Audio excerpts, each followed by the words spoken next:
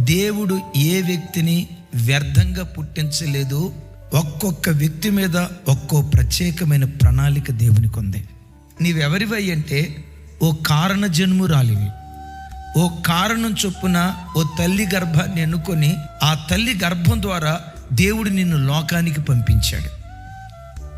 నీవెందుకు పుట్టావో ఇప్పుడు నీకు అర్థం కాకపోవచ్చు. ఒకరోజు వస్తుంది, దేవా నన్ను ఎందుకా నువ్వు పుట్టించింది? నా మీద నీకున్న ప్రణాళిక ఎంత గొప్పదా, అయ్యో మీ ఆలోచనలు ఎంత గంభీరాలని పొంగి పొర్లే హృదయంతో గంతులేసే దినాలు తప్పకుండా ఒకరోజు దేవుడు నీ బ్రతుకులో అనుగ్రహించునుగాక.